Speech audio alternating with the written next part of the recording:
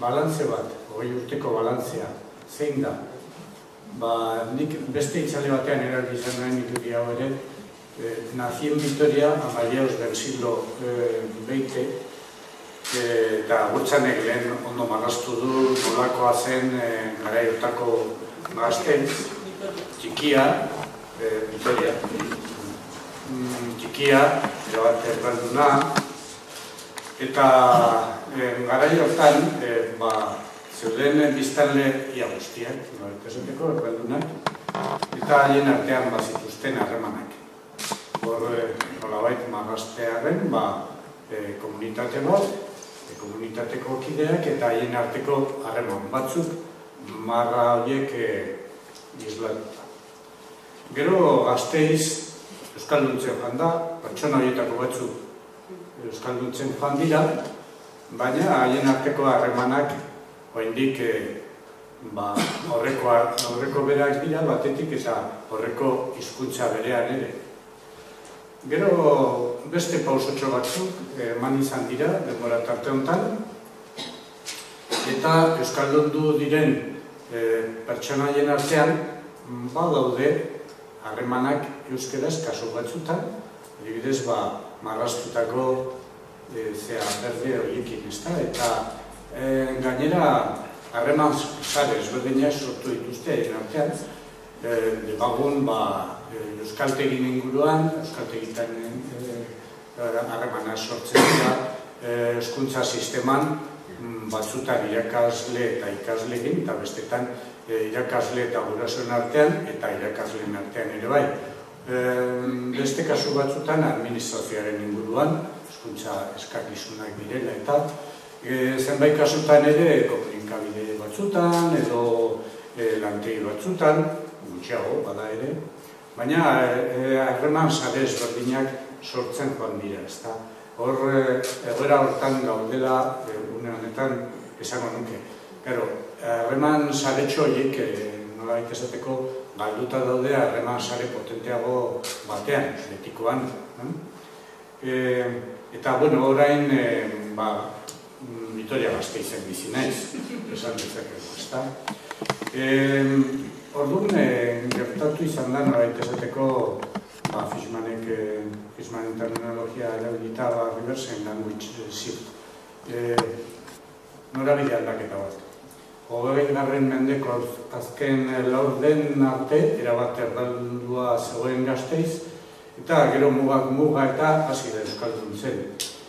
Hor, 25 urteotan aurrera pausoak eman dira, eta interbentzio eraginkorrek emaitzak ekarri dituzte. Nik uste lagunek emandako datuetan igual denbora tarterik ez da horretarak izan, baina zergatik areagotu da erabilera adibidez lankideekin, zergatik zen altuena, lankideen giroa, hainbat kasutan, hezkuntza munduan edo kasu batzutan, interbentzio bat.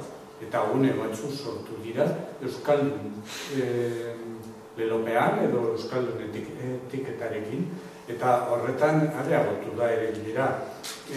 Berriz beste eremun batzutan, familia demagun, hor mugimendu gutxi interbentzioa zailagoa delako, ez da politika eraginkorrik familia mailan, eremu pribatua da, eta edo kalean, lehen esan bezala, eremu intimoa edo pribatua, kalean ezin da eragin zuzenean, modu zuzenean. Eta esan, egin hezkuntza honetan, beste hortan, zenbait gune formaletan, administrazio publikoan edo, lehore batean beti ere.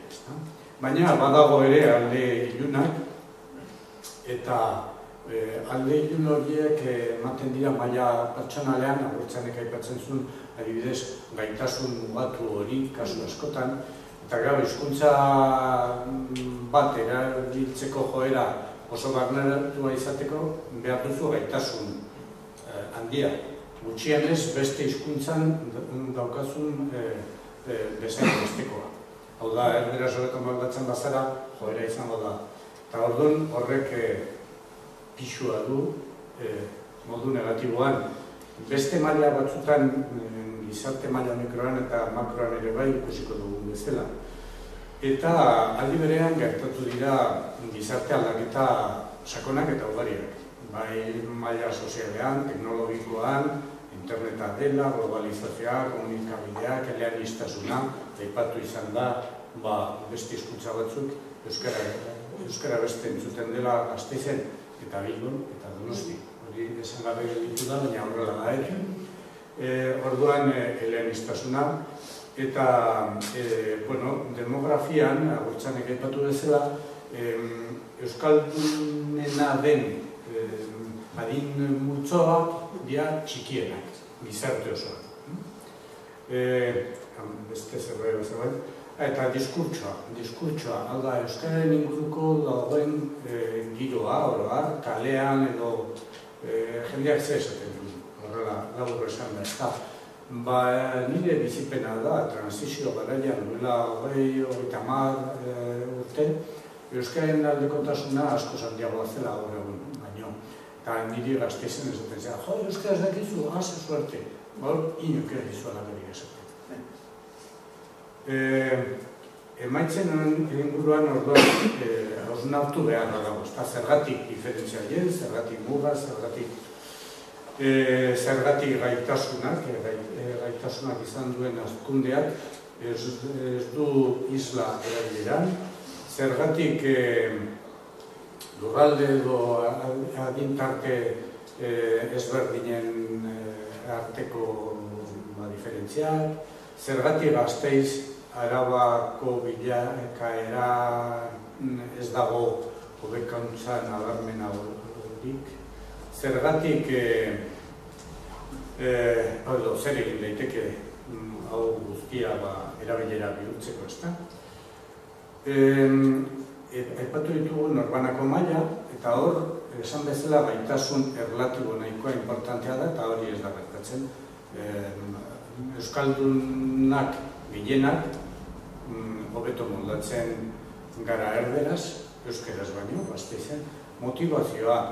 Agurtzanek aipatu du gazteen adintaldea dela motivatuena, euskaren aldeko neurriak onartzeko, eta eguneko, 50-50 zegoen, erdiak onartzen zuen, erdiak.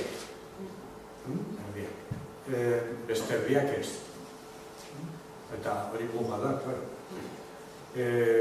Muga da, adibidez, euskaren aldeko neurriak hartzerakoan, eta joan zen hasteko albiste txiki bat, anekdota bat, baina aipagarria. Gasteizko taberna batean eskaini zutela, 110% deskontua euskeraz eskatu ezkero, eta erraldun batzuk kejatzea joan ziren eta letreroak eno. Orduan, hor motivazioa tartean. Maila mikrosozialean, zer gertatzen da, erabilera ez dela espontaneoa, aurreko grafikotan ikusi dugun bezala, da hiztunak diren, elebidunak diren harremanetan jartze kontua, ezta? Eta horretarako lekuek behar dute definizio bat hizkuntza horren alde. Hau da, batek izena ematen du unibertsitatean euskal adarrean, talde hori markatuta dago euskaraz funtzionatzeko, modu formalean behintzat, bero ikasleek badakigu zer gertatzen den, eta askotan erderaz, eta baina maila informalean. Eta erdan adarrean, inorri etzaio bururatzen euskaraz publikoki maila formalean egiten hasta. Ez da, lekuak markatuta daude hizkuntza baten edo beste baten alde.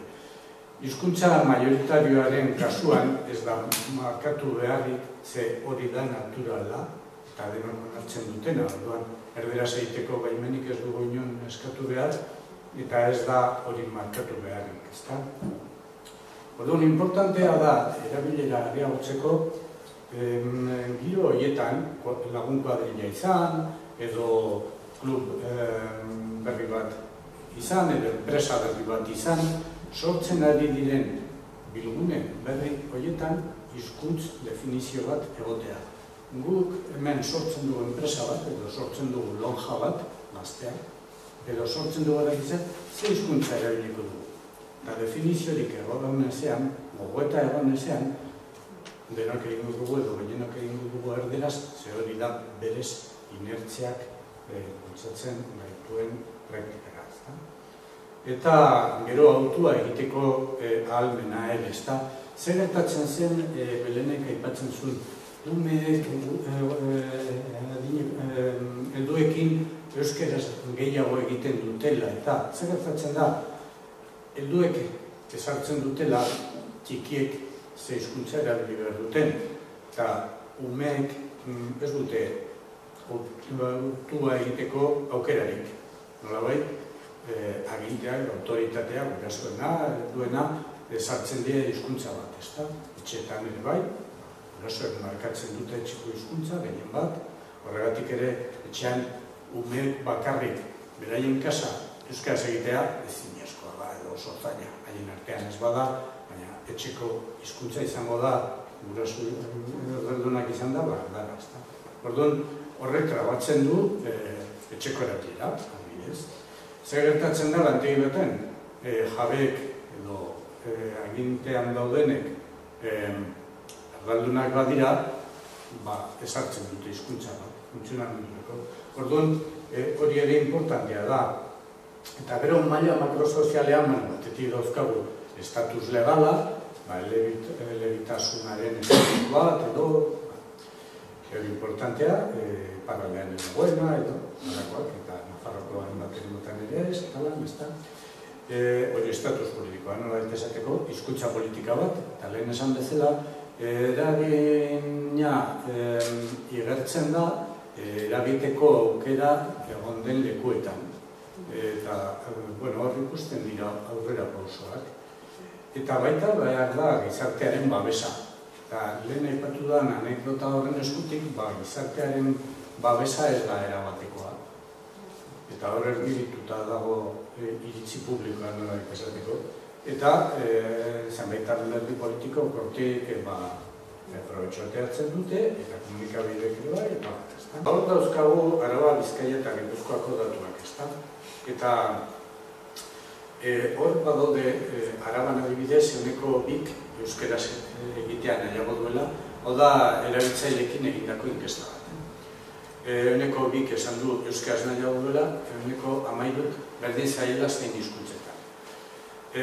Gipuzkoan, beti Gipuzkoakoak oso agarrerak diren, aipatu beharrekoak dira. Gipuzkoan, euneko 15 euskaraz hartatuan izatean nahiago duela, aitortu du, baina euneko 23 berdin zaiola. Eta galdera da, eta Gipuzkoan horren euskaldunak izan da ere, laurden batek esaten du berdin zaiola zein hizkuntzetan, hor badago zerbait. Gainera, Gipuzkoan dagoen aldekotasuna asko handiagoa, hemengoa baino, zer gertatzen da, hor badago zer ikertu eta zer lagun, ezta? Egongo da gaitasun falta eta harreman formaletarako konfidantza gutxi euskaldunak, geure gaitasunean. Egongo da ez garela ausartzen edozein lekutan euskeraz egiten. Hau da bilakaera demografikoa, ez naiz geldituko, ez gozatzeko. Behitu Euskal Herrian euskerazeko lagun batek, nahi lagaten gizer aitortzen zuen, argian duela ez asko. Erdaldunekiko errespetuz, gure buruari kristoren agurra ematen dio. Ez dugu atazkari sortu nahi inorekin, beraz, amor ematen dugu segituan, eta asimilazio prozesua ari gara erikatzen. Eta, kuriosoena hori gertatzen dela, legeak babesten gaituen arren. Hemen, komunitate ondako legeak esaten du, edozein herritarrek daukala eskubidea, hemengo hezkuntza ofizialetan, edozeinetan, idatziz edo hauz egiteko. Eskubidea hori denona da, baina euskaldunak ez daukagu hori oso barneratua. Eta harreman gehienetan lekua euskaren alde ez badago markatuta, gehien bat edo askotan edo erderaz egiten dugu. Adibidez, ez Gasteizen bakarrik, Donostin ikerketetan, ikerlan kualitatibotan, eta jendeak etortzen du, alde zarra emanago, bai, tabernetan eta edo bendetan euskaz egiten du. Ensantxean, abenidan, edo ez dakitzat, hor denda batea sortu ezkero, erderaz egiten dut. Hori euskaldunak, eta zuzenean zerbitzuan ikusten zen ere, duda hori ez da. Bueno, orduan, erabileran aurre egiteko errezeta erresa da. 3 mailatan hobekuntzak, eta hori nola? Hobekuntzak, nik proposamen txiki bat egingo dut. Ezagutza soziolinguistikoan sakonetan. Oso gutxi dakigu hizkuntzek nola funtzionatzen duten, ze konplexua den, ze goraberak dauden, 3 dimentsioien berri ez daukagu normalean. Eta gari batean, pentsatzen genuen ikaste hutsarekin jendeak umeek erabiliko zutela. Gero hori oso argi ditu zaigu ez dela, horrela gertatzen, eta horregatik behar da ezagutza, akturia, formazioa. Eta alde hortatik, gonbidatuko zaituztet, formatu ontako itzalea, mainguruan nahi duzuena, hainbat lekutan antolatzea.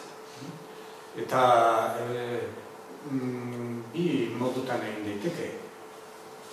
Leku batean itzale antolatu jendea joan dadila, edo lekua biltzen den leku horietara proposatzea han itzale bat emateko.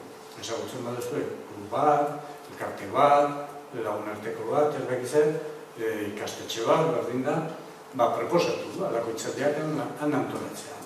Eta seguru publiko gehiago joango dela ona etortzea baino.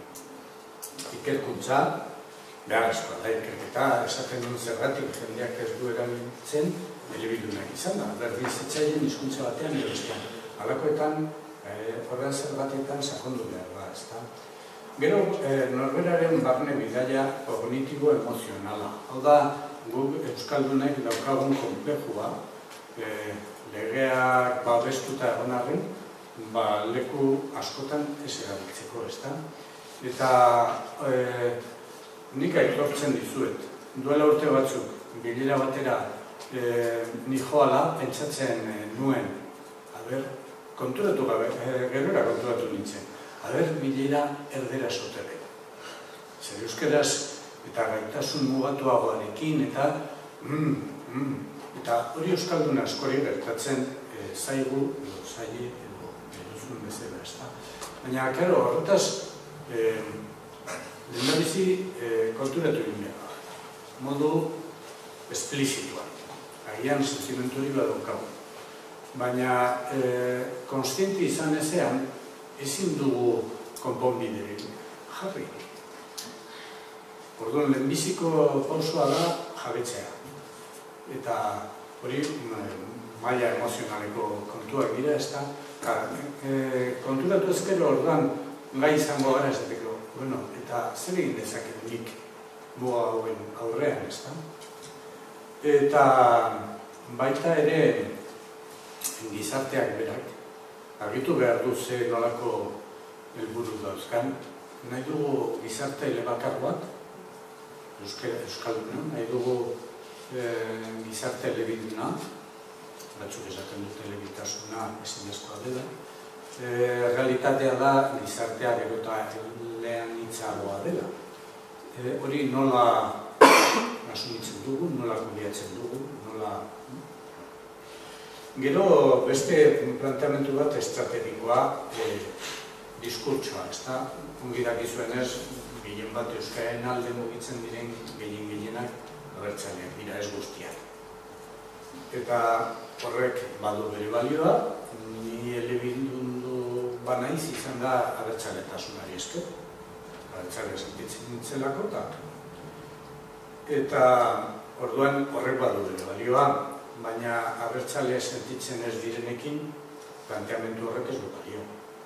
Esatea herri bat gara, nazio bat gara, eta horregatik hizkuntza bat izan behar dugu, jende askorentzat ez du balio. Areago, Euskal Nazioko kideak sentitzen ez diren neurrian esaten dute. Nola hori ez den gire nazioa, ez dut hizkuntza hori nahi ere, ezta? Orduan, gero gainera diskurtso mailan pentsatu bat eman behar da Euskaldunak arro senti izateko. Eta duela transizio garaian bezala, jendeak esan bezala, ze suerte, Euskalduna zara, ezta? Hori berreskuratu behar dugu, harrotasun hori, eta gainera ez dut Gasteizen bakarrik, Bergaran duela 6 bat hilabete, nahi baduzu euskaraz bizi nahi dut kanpaina horren baitan, hitzaldi bat ematen, eta Bergarako jendea, euskaltzaleak, esaten zieten bai, eske lehen horrexago edozen dikuten euskaz egitea, hain batzuk arpegitxarrak hartzen ditute. Euskaldunak ari gara kikiltzen. Orduan, errotasun hori berreskuratu behar da, eta horretarako diskurtso egokia. Nola gelditu euskaraz egin nahi dugunen aurrean arrotzen ari diren jarrera horiek, nola geldiarazi. Eta nola erakarri euskaratik urruti bizi den sektore batzuk, edo gutxienez nola neutralizatu, nola erakarri ere bai. Komunikazio estrategia badiak, eraiki behar dira horretarako, eta marketing teknikak da. Hau da, sektore bakoitzari, sektore horrentzat egokia den mezua helarazi. Eta denok ez ditu berdin konbentzituko, eta abertzalentzat oso izango da esatea abertzalea garen neurrian, geure hizkuntza, geure berdezko hizkuntza, bultzatu behar dugu, baina abertzaleak ez diren entzat ez dugu hori esaterik. Zer esan? Hori da marketinga egitzea. Eta bukatzeko euskararen kudeaketa eraginkorrago eta efizienteago dutzea. Dakit berizten dituzuen eraginkortasuna eta efizientzia. Eraginkorra da emaitza lortzea. Efizientzia da emaitza lortzea ahalik eta inbertsio gutxienak. Eta hori da gure kasua, gainera diru laguntzak izten ari diren momentuan, eta beko guztietan izten ari dira orduan, ditugu baliabide mugatu horiek ahalik eta modu efizienteenean erabiltzen dira. Horretarako antolakuntza eraginkorra, elkarlana, eta elkarlan horren adibide polita izan da bi ikerketa hauen artean gertatu izan dena. Udako ikastarretan Donostian biek eskaini zuten datuak elkarrekin, modu koordinatuan, eta gainera Iñaki Ordasok landu zituen datuak konparagarriak egiteko, zen metodologia diferenteak dira, bata behaketan oinarritua, beste inkestan oinarritua, eta bata elkarte guztiekin, 16 urtetik gorakoekin bakarrik, oso lanketa polita egin zuen, eta hor, egon zen elkarlana eta datuen irakurketarako eta ulermenerako oso lagungarri izan zen. Horretan bezala, bai gainontzeko eremutan ere elkarlana oso importantea da. Eta gero, emaitzen balioztea, ebaluazioa. Eta plan bat, ekimen bat, euskal elkarte batek edo ikastola batek, martxan jartzen denean, gero ze emaitzak ematen ditu zorrotz neurtu behar ditu. Eta espero zitezkenak ez badia zergatik ez aztertu, eta hemen berez gaude ikerketarekin. Modu sendoan, zientifikoan ikertu behar delako. Eta berrikuntza. Berrikuntza balio handia da, gorko gizartean, eta euskararen euskalgintzan ere berrikuntza aplikatu behar da. Horretarako behar da formazioa, bestela nola ideia berriak atera, formaziorik ez badukagu, ikerketa beharrezkoa da, datu sendorik izan ezean nolako berrikuntza, ezta. Eta orduan, emango genuke falta zaigun pausoa. hor sortu zaizkigun komunitatexo horiek, ikastetxeetan, lantegi batzutan, administrazio publikoa batzutan, ez dakizai, elkarrekin harremanetan jartzea. Hori ezinbestekoa da komunitate bat sortzeko. Hizkuntza komunitate batek ez dauka bakarrik funtzio bat, ez du funtzio bakarra betetzen. Umeak ezi hizkuntza sistema edo komunikabide batzuk, albisteak zabaldu, ez. Hizkuntza komunitate bat da hainbat funtzio dauzkana, funtzio desberdina. Eta atal horien arteko lotura, ez da. Pauso hori falta zaigu, behinik. Gasteizen Araban, badaude hainbat azpi komunitateak, multxotzoa eta oso du.